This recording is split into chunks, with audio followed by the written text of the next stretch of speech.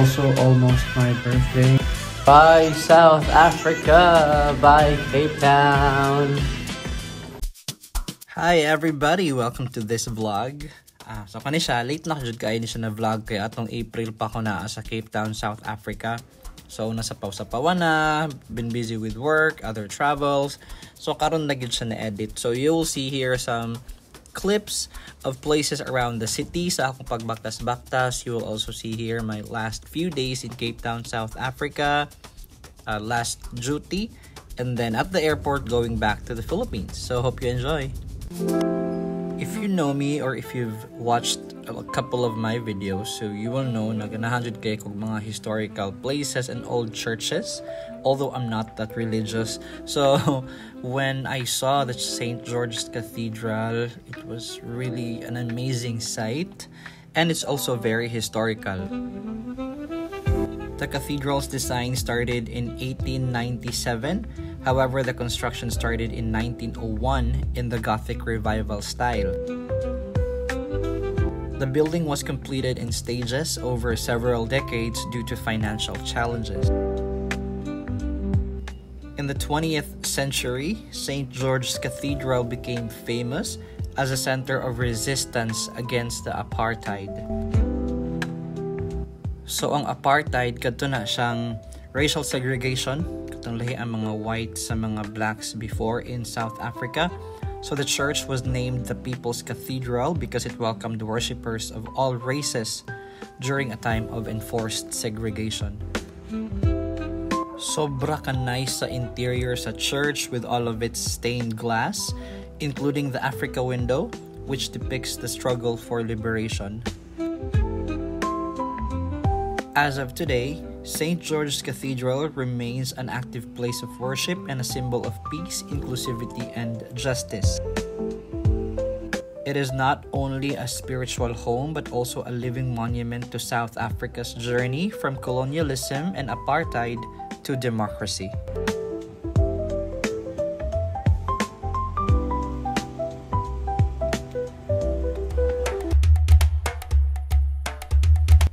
So going back sa pagbaktas-baktas, nice ang weather ani na time sa South Africa kay tugnaw siya. Kay padulong daw winter. Ilahang winter kay usually it starts in July or around July. So April ni siya. So April, May, June magsugod na daw kabugnaw ang weather. So although naa siya sun, pero nice jud kaayo dili siya igang. So okay ra kay magbaktas-baktas.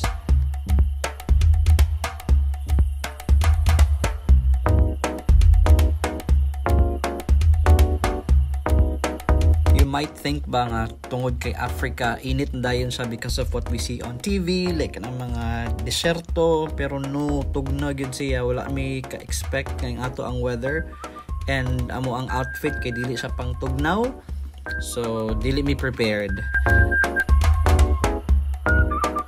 Kaning lugar atbang ra ni sa St. George's Cathedral, so may mga coffee shops, restaurants. Historical po siya kay kaninga monument na siya piece of the Berlin Wall, which is regalo sa Germany to South Africa, recognizing both countries' struggles for freedom. So Germany against division and South Africa against the apartheid.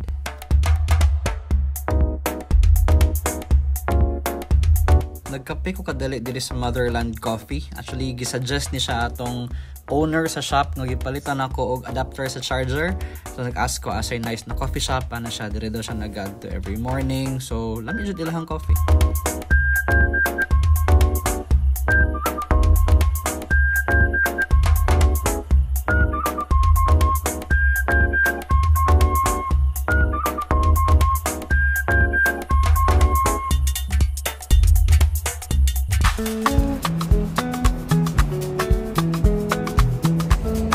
Just a few blocks away sa St. George's Cathedral kay kaning Central Methodist Mission Church, naa sila'y own coffee shop sa ubo sa church. So sumpay ra gid siya, pero since nagkape na ko, wala na ko nagkapean na time, ni silip lang ko kadali sa sulod.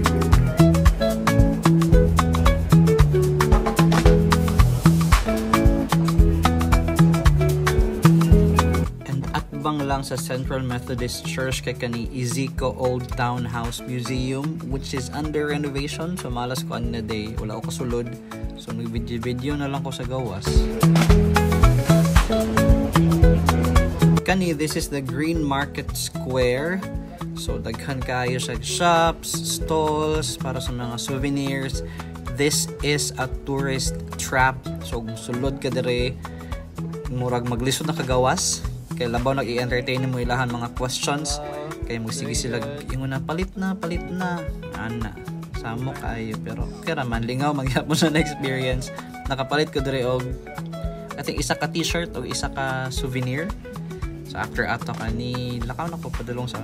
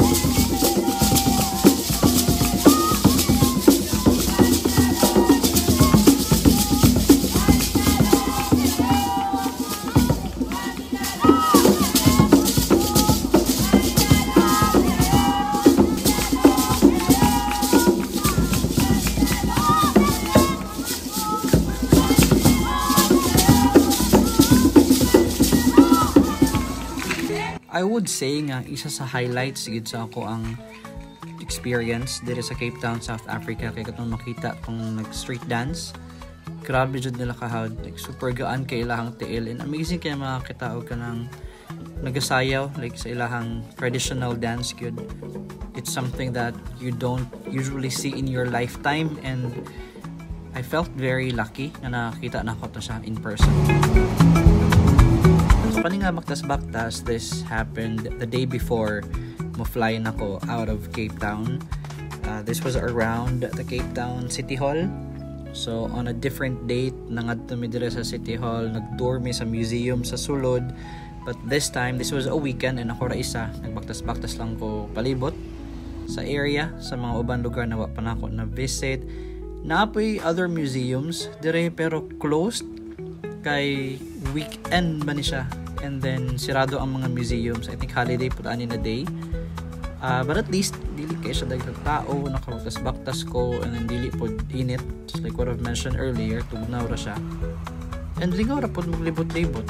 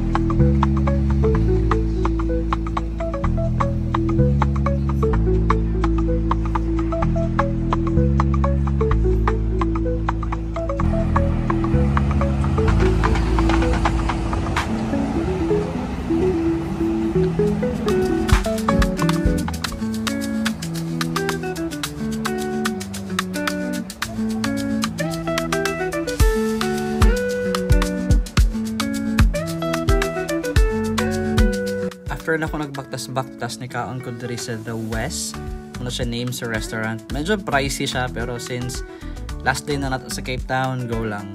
Nag-order lang ko dire og katong seafood curry.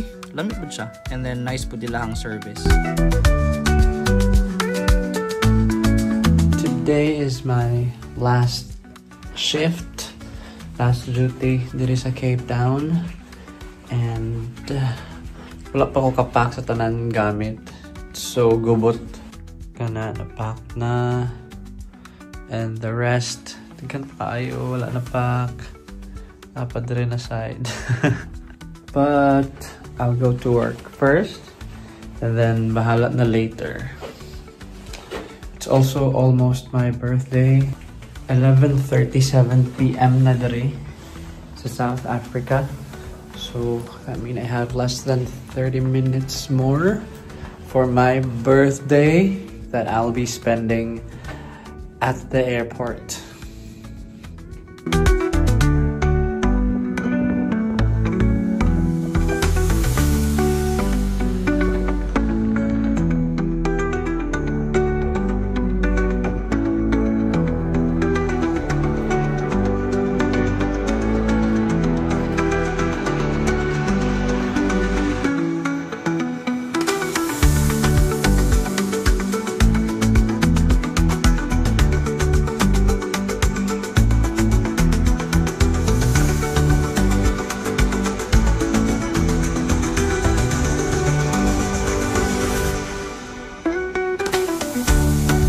Funny story, kung wala pa ako nag last day sa Cape Town, wala jud ko ni gawas dire sa ako ang balcony. I don't know po bitaw, pero hangin man gud kay siya, and then tugnaw siya ba. So kung kano sa ako nag last day, karon pa pag gawas gyud ako dire sa balcony. Bye South Africa, bye Cape Town.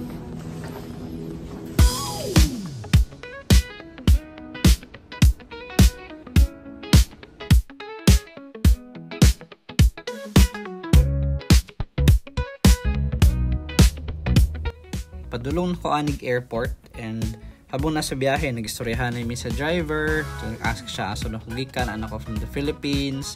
Ano siya na, oh gusto po daw siya maatog Philippines. Anak ko, sige ato dito para init kayo. Panington ra ka.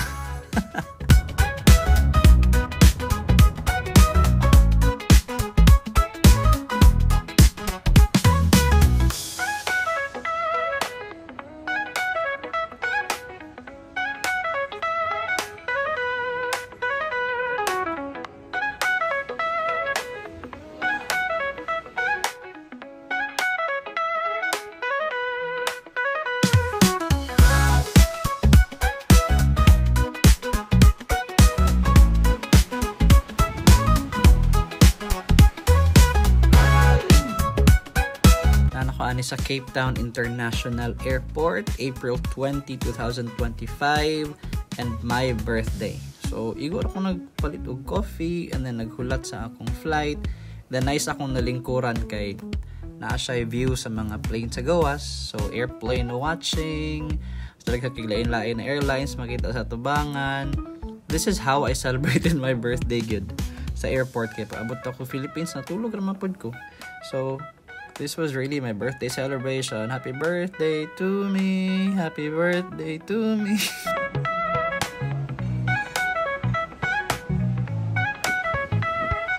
After nako na malit og pasalubong for the family, of course, we're on our way to Dubai for my connecting flight going to Manila.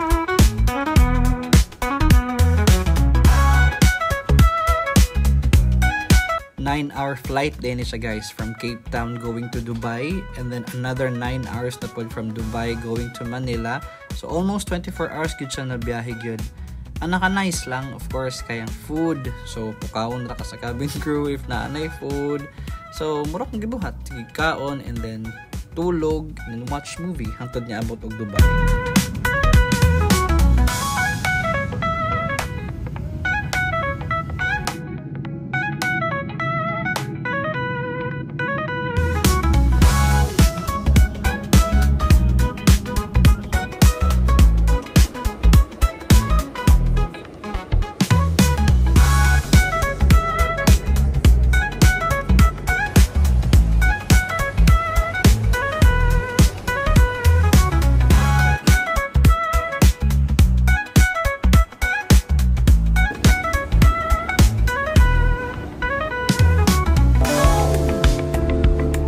now in Dubai International Airport for our connecting flight to Manila.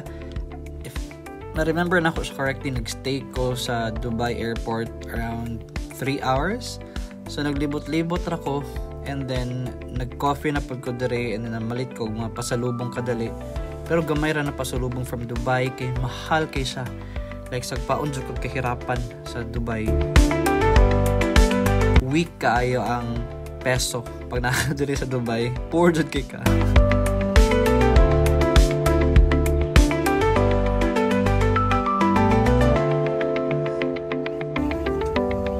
Time to fly to Manila. So again, another 9 hours kapin.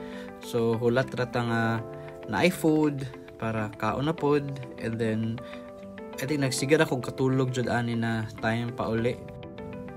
So this Cape Town trip kay memorable jud kay siya for me this year, although 2 weeks lang ko nagstay dito, but I'm so thankful for the opportunity. Kay wala gid ako gi-imagine nga makaabot ko og South Africa in my lifetime. Wala jud.